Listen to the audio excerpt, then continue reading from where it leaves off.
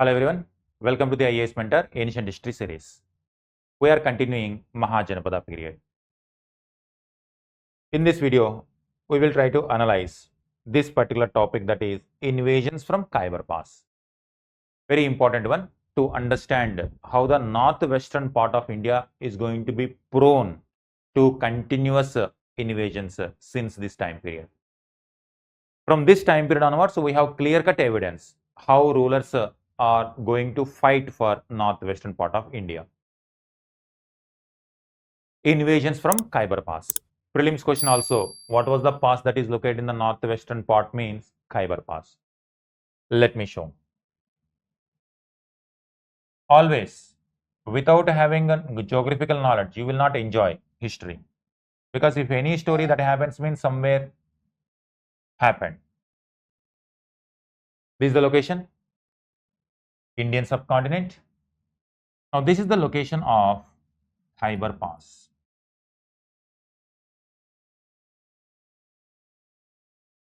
It is a Hindu Kush, Himalayas. When it comes to Indian subcontinent, it's a very geographical entity. Nature itself has given a separate identity for this land. In this area, when it comes to this area, already just in the previous video we have already seen who is there, who is ruling here, different dynasties. What is the name of the kingdom? Means Magadha. Starting from 500 BC onwards, it is continuously expanding.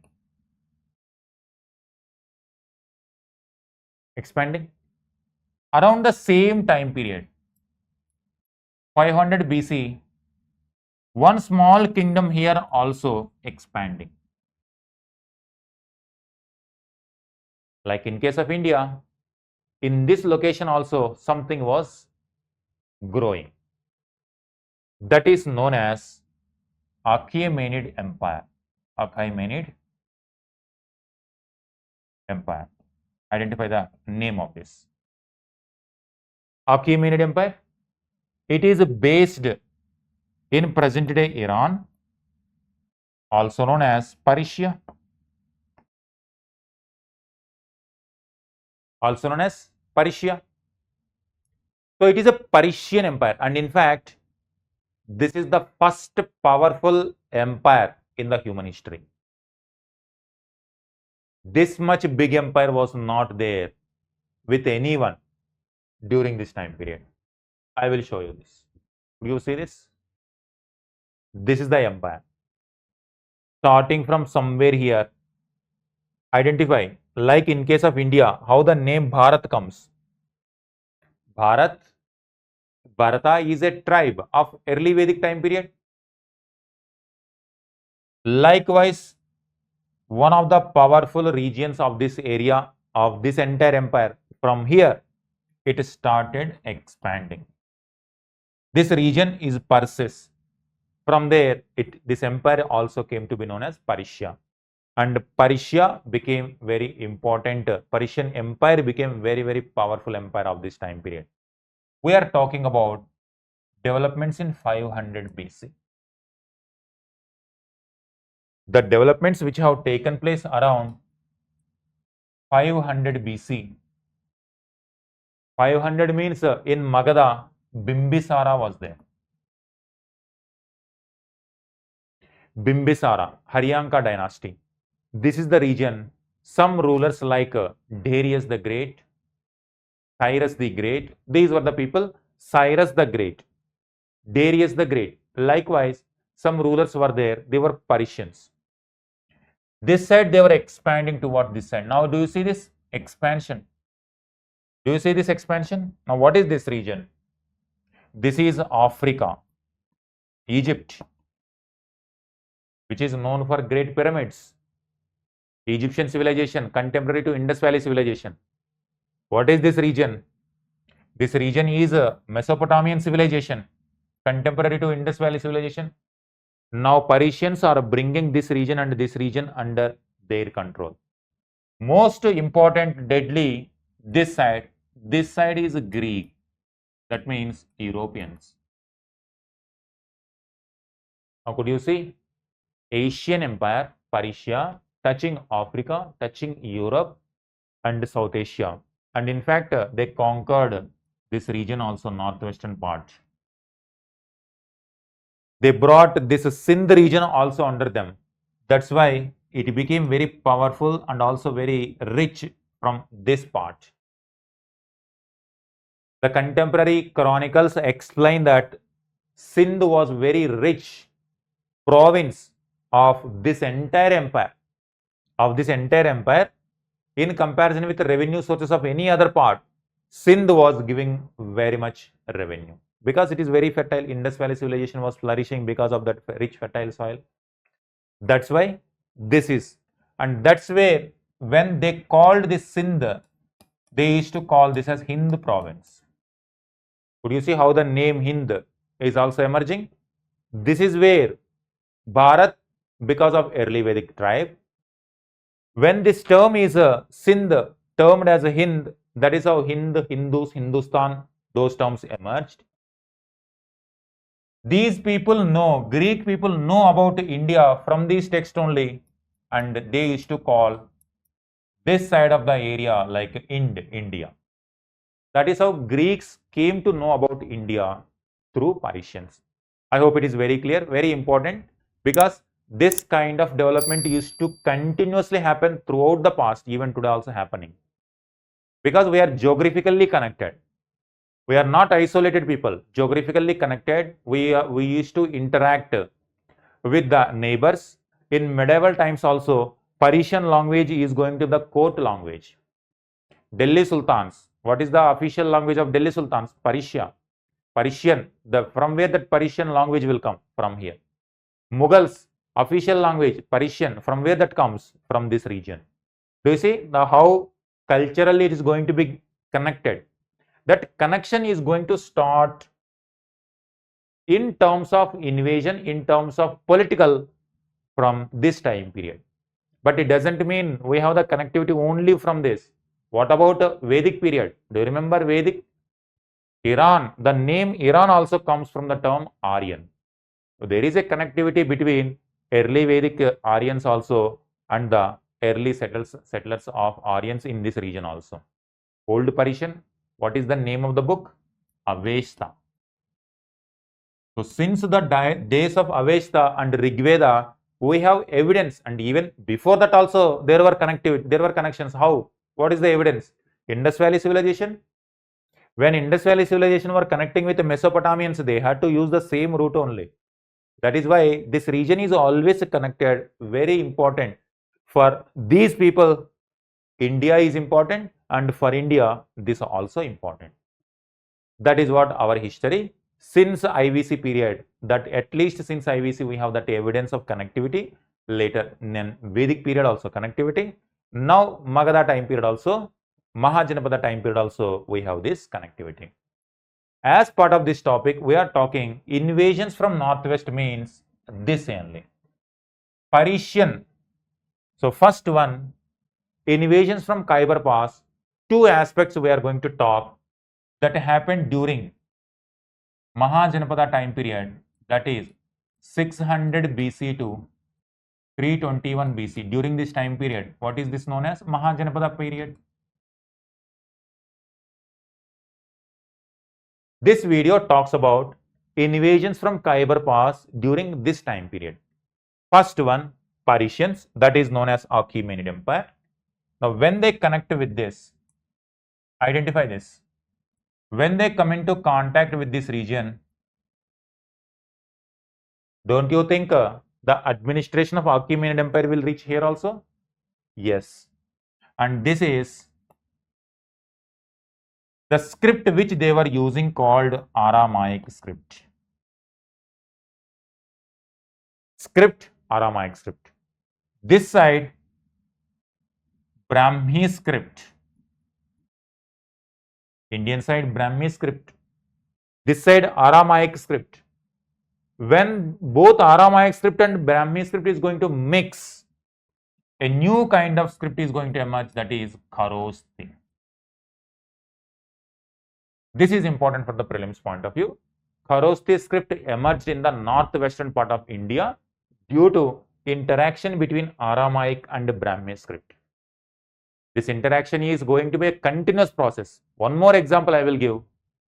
What about the present day Pakistan regions, Pakistan's official language? The common people of Pakistan speak which language? That is Urdu. Pakistan is same location only. What is this location? Mahajanpada means which Mahajanpada? Gandhara. Always remember, because UPSC used to connect multiple dots. This year itself already have given you question also in the previous videos. Match the following type. Gandhara means this one, Kalinga means this one, Avanti means this, Kamboj means this one. And they used to mix with rivers also. Sindhu Nadi, Indus River. Then Rigvedic terms of tributaries, Vipas, then Shutudri, Askini, like that. That's why you have to, don't forget the previous classes. Gandhara region. Kharoshthi is going to emerge near Gandhara region due to the mixing of Persian, Aramaic script and Indian side Brahmi script. This interaction is going to be further in medieval times. We will see one more interaction.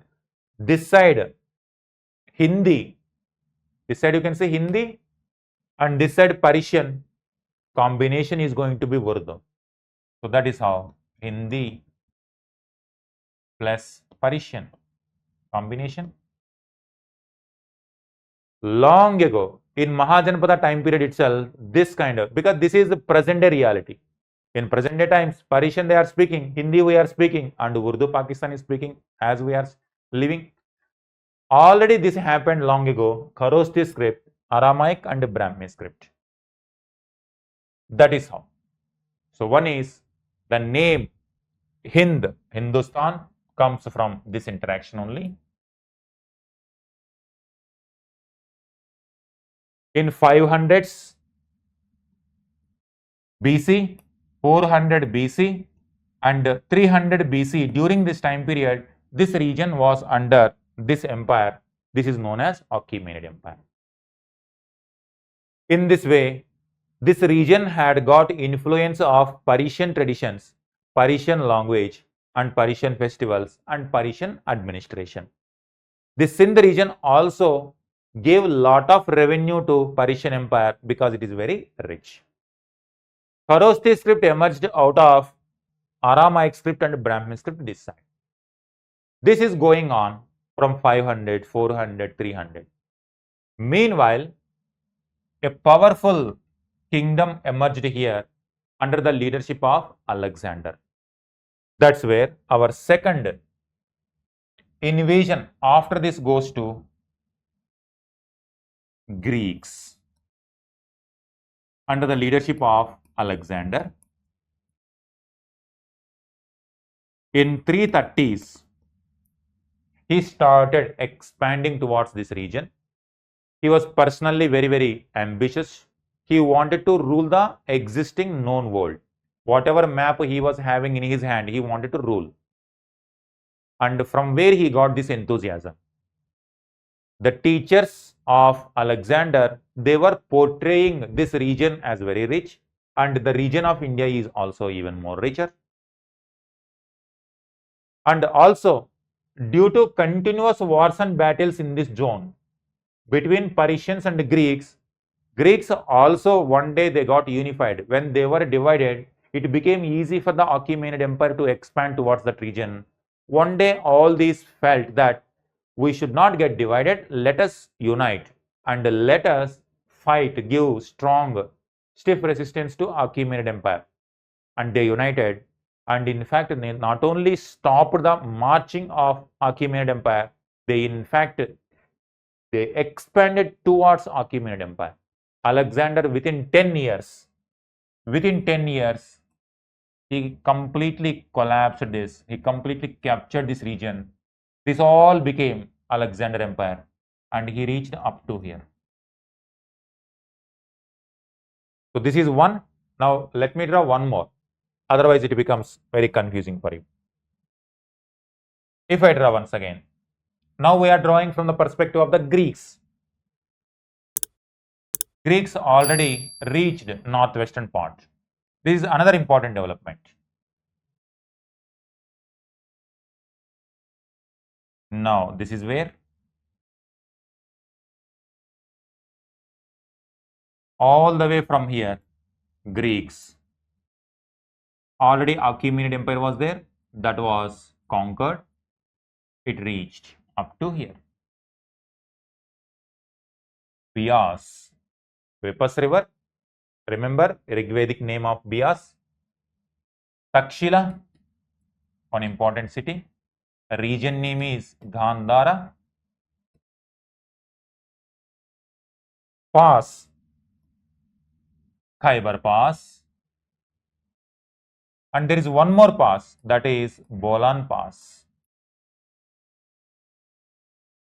Khyber Pass and Bolan Pass. So this is where Alexander marched. He entered into Indian subcontinent through Khyber Pass and he went through Bolan Pass. And there is a place, Babylon, in present-day Iraq, Baghdad. There he died. All this has taken nearly 10 years. In this area, 326 BC, around this time period he was there. So from our Indian history perspective, around this time period, Alexander was here. Who was ruling here? This is another prelims question. Who is the contemporary ruler of Magadha when Alexander was here? Dhanananda. Dhanananda. Nanda dynasty. So which dynasty was ruling? Nanda dynasty. What is the name of this kingdom? Empire? Magadha Empire. Who is the name? What is the name of the ruler? Nanda dynasty ruler? Dhanananda. Anyway, question can be asked. Magadha Empire, Nanda dynasty, Dhanananda was there. Already during this time period, the power of Nanda dynasty already reached. That's why when it comes to this area, already small tribes were there. Small tribes were there. Alexander removed them. Many people surrendered to Alexander without fighting, like Ambi. One person was there, one ruler, he submitted. But one person who don't want to submit without fight, he gave very stiff resistance to Alexander. His name is Porus. Porus is the name in Greek. Now, whatever story we are talking, from where we are getting, that is Greek texts. So naturally, these Greek texts mention Indian names in their own way. That is how this became like Bharat, it became Hind, it became India. Their pronunciation is going to be different. That's why we don't know exact what is the name. One interpretation is Purush. Purush, they converted into Porus. Takshila region. Beyond Takshila, he was ruling and he was defeated. But due to his bravery, Alexander told he is giving his empire back to Porus only. Then he was there. He wanted to go towards this region, but due to elephants, the soldiers of Alexander were afraid of this. By this time period, they already marched more than 10 years. Now 326. From 336 onwards, 326 BC, that means 10 years, they were continuously on march. For 10 years, they came from Greek, because it is not today. It's not like aeroplanes going and within a few months completing the mission and coming back. No, not possible. Even today also, America entered into Afghanistan region. How many years it stayed? 20 years it stayed. Could you identify now? Even in this present day context also, it's not that easy to conquer. 20 years, even after 20 years also, they could not do. And again, they have to go back. 10 years, continuously on march. That's where their soldiers are also homesick and they want to go back. And on top of it, here enemy also appears to be very strong. Elephants, they are not able to understand how to handle them.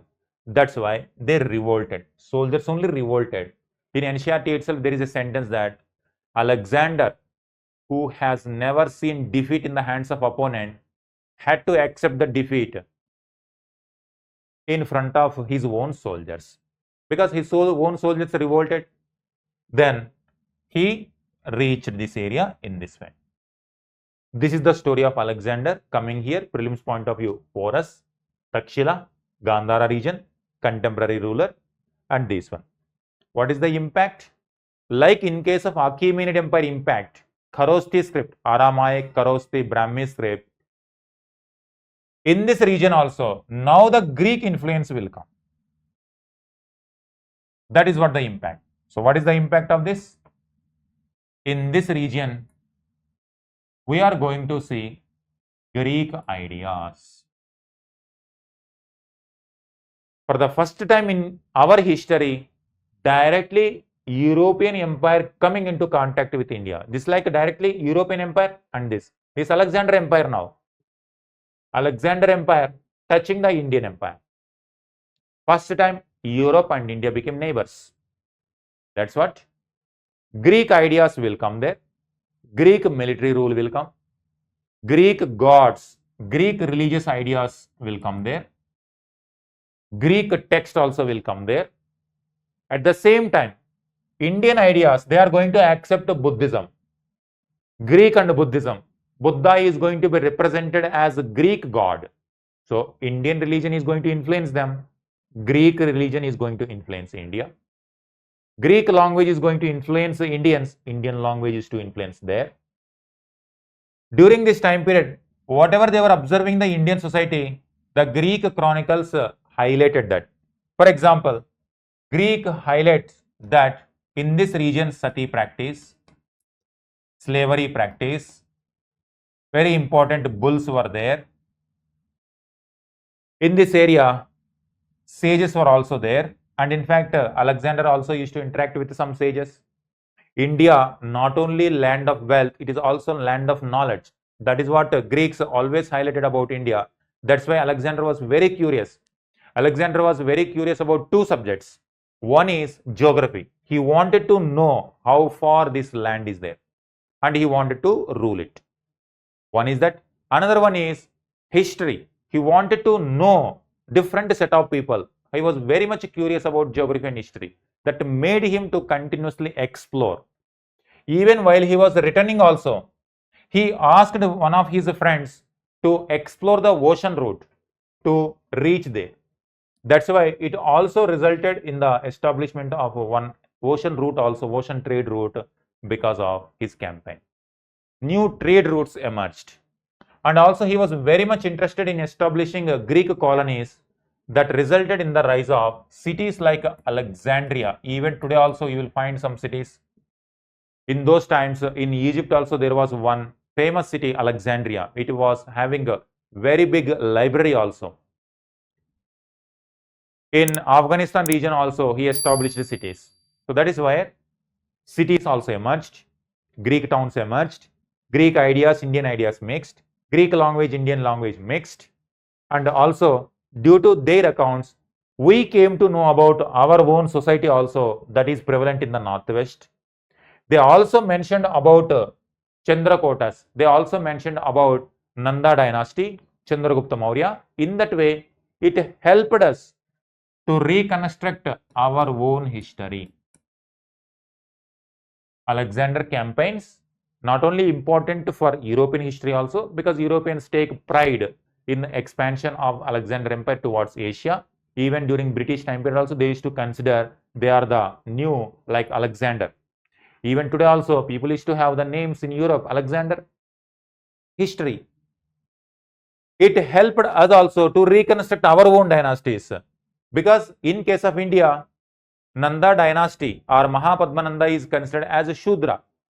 What is the story? From where that story comes? From Puranas. Whereas Puranas timeline is Kali Yuga, Dwapara Yuga, Treta Yuga and Satya Yuga. But exact timeline is very difficult to interpret.